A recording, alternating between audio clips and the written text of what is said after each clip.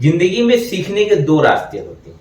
पहला रास्ता है कि आप खुद गलतियां करें और उन गलतियों से सीखें, और दूसरा रास्ता होता है कि हम दूसरों की गलतियों को, दूसरों की नाकामियों से सीख करके अपने समय को, अपने जीवन को सुरक्षित रखते हुए अपने अनुभव को संवर्धित करें।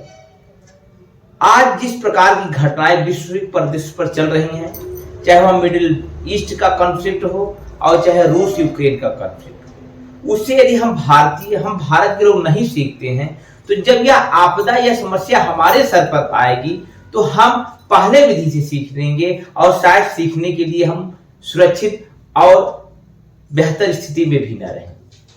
आज हमारे देश का मीडिया इजराइल में घूम घूम करके प्रचार कर रहा है, उनकी बातों पर विस्तार कर रहा है कि ऐसा हो रहा है, वैसा हो रहा है, यहाँ पर बम फटा के, यहाँ एयर स्ट्राइक हुई, यहाँ इजराइल ने हमले किए, यहाँ हमास ने रॉकेट डाले, यहाँ हिजबुल्लाह ने अटैक किया इजरायली सेना पर और यहाँ इजरायली सेना ने हिजबुल्लाह पर अटैक किया। इस्लामिक जिहाद ये बात कह रहा है, ईरान ये कह रहा है, अमेरिका ये कह रहा है, चीन ये कह रहा है, रूस वो कह रहा है।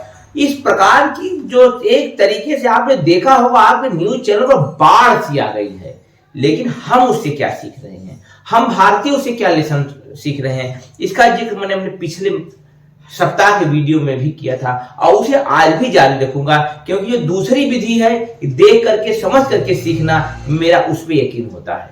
स्वागत है, अभिनंदन, आभार स्वीकार करके अपने दोस्त रघुवंशी का नमस्कार। इजराइल एक ऐसा देश जहां पर 18 वर्ष की उम्र पूरा होते ही, चाहे वह युवक हो चाहे युवती हो, यह वहां पर कंपलसरी सेवा है कि आपको सेना में जाकर के सर्व करना होगा। बालकों के लिए या युवकों के लिए 36 महीने की सेवा और महिलाओं के लिए, युवतियों के लिए 24 महीने की कंपलसरी मिलिट्री सेवा। इसकी आप तारीफ कर सकते हैं, वाहवाही कर सकते हैं, क्योंकि जिन परिस्थितियों में घिरा हुआ है इजराइल, वह इन चीजों के लिए बहुत आवश्यक है। यहाँ पर ऐसी बातें होनी चाहिए। लेकिन क्या यह एक ऐसी आर्मी को, एक देश को ऐसे प्रकार से मजबूती देता है कि वहां की जो फिक्स्ड आर्मी है, जो वहां पर परमानेंट आर्मी है, वह इन कामों को आगे बढ़ाए?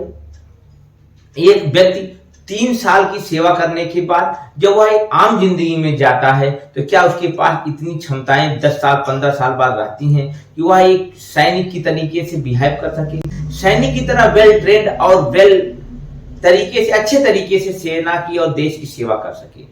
यह बातें आपके लिए प्रश्न चिन्ह खड़ा सकती है, क्योंकि हमारे देश में भी इस प्रकार की योजना लाई गई है, अग्निवीर, अग्निपथ योजना, जिसमें इस देश के युवा 4 सालों तक सेना में सेवा करेंगे और उसके बाद उन्हें रिटायर घोषित कर दिया जाएगा, एक निश्चित अमाउंट उन्हें दिया जाएगा और वह सेवानिवृत्ति के जीवन की तरफ अग्रसर बढ़ेंगे।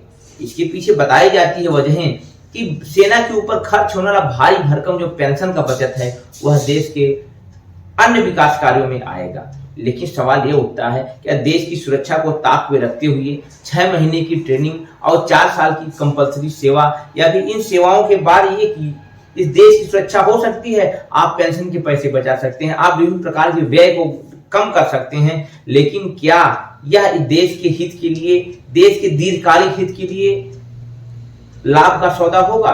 जहां पर देश की बात आती है, हम राष्ट्रवाद की बात करते हैं, हम बात तरह तरह के जिस तरीके से बातें समाज में रखी जाती हैं, लगता है देश प्रथम होना चाहिए, सबसे पहले देश, फिर उसके बाद मैं की भावना होनी चाहिए। लेकिन एक आर्मी पर्सन जो 17 से 18 साल देश की सेवा करता है, वह एक बेहतर लड़ाका, एक बेहतर सैनिक या बेहतर योद्धा होगा, या फिर जिसे 4 साल की सर्विस दी जा रही है वह बेहतर लड़ाका होगा?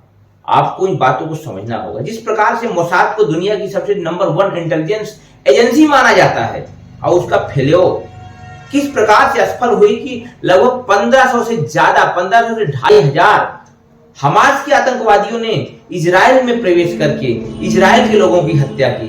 क्या यह इंटेलिजेंस फेल्योर नहीं था? इसके पीछे की वजह भी आपको जाननी होगी। जिस प्रकार से बेंजामिन नेतन्याहू ने अपने आप को इस प्रकार मजबूत बनाने के लिए वहां के जुडिशरी पर हमला किया, वहां के लोकतंत्र पर हमला किया, उससे वहां की देश की राजनीति, देश की घरेलू राजनीति इतने उबाल पर आ गई कि देश की सुरक्षा कहीं न कहीं ताक पर रख दी गई।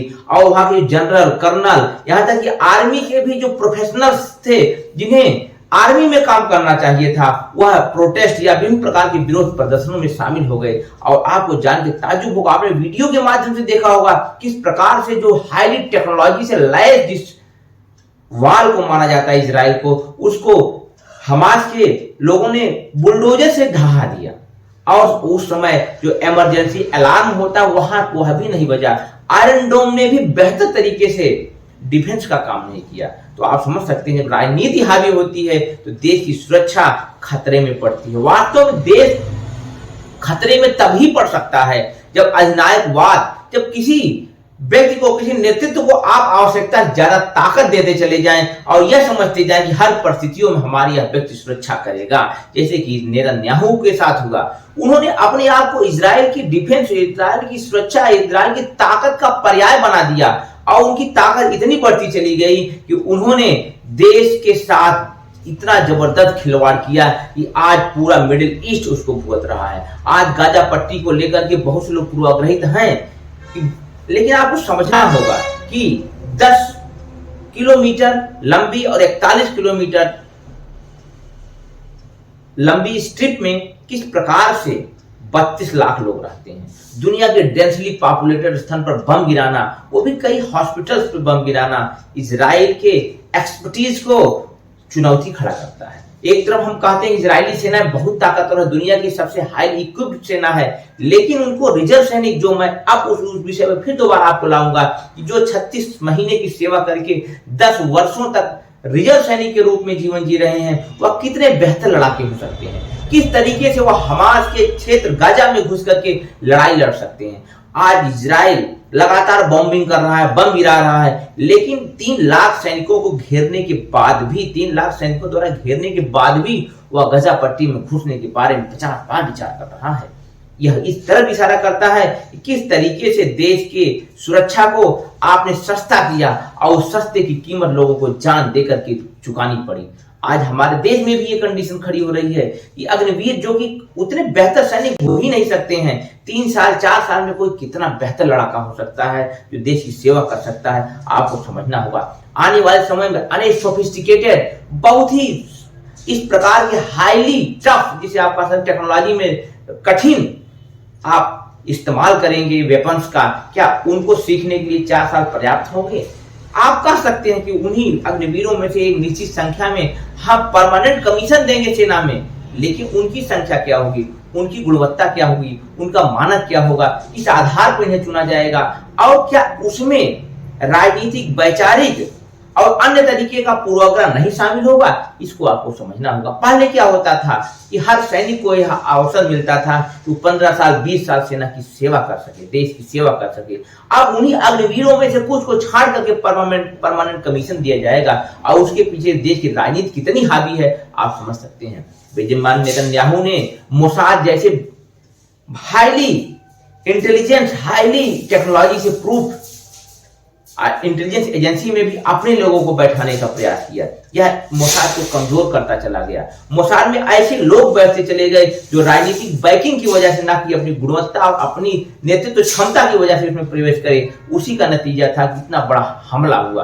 क्या इसके लिए इजरायली डिफेंस से लेकर इजरायली जो तमाम इदारे हैं वो जिम्मेदार नहीं है? जबकि मिस्र ने, अमेरिका ने, कई देशों ने बार बार इंटेलिजेंस इनपुट दिया। 6 अक्टूबर तक उनको इनपुट दिए गए कि कोई बड़ा कारनामा होने वाला है, कोई बड़ा हमला होने वाला है।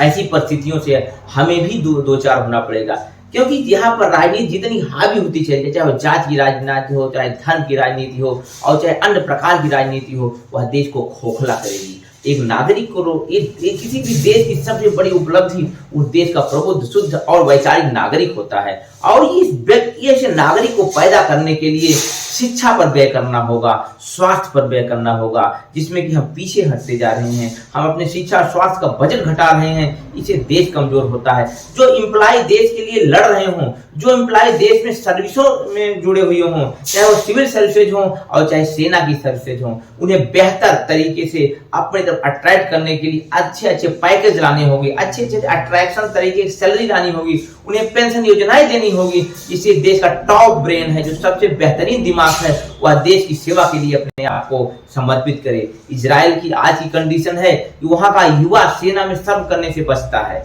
क्यों?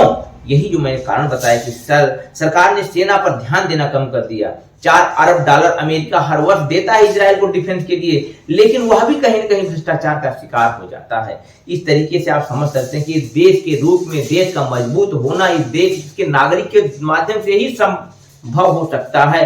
कोई भी कितना भी ताकतवर नेतृत्व क्यों ना हो, यदि नागरिक मजबूत नहीं होंगे तो वह देश खड़ा नहीं हो पाएगा। इसलिए मेरा हमेशा से विचार रहता है, हमेशा सोचना होता है, एक नागरिक के रूप में आपको खड़ा होना होगा, आपको जागरूक होना होगा, आपको समझना होगा, क्योंकि अंततः भुगतना भी आपको ही पड़ेगा यदि गलत नेतृत्व के हाथ में देश की बागडोर आ जाती है। इन्हीं बातों के साथ विदा लेता हूं, इस उम्मीद के साथ कि कुछ वैल्यू एडिशन हुआ होगा आपके जीवन में मेरे इस वीडियो के माध्यम से।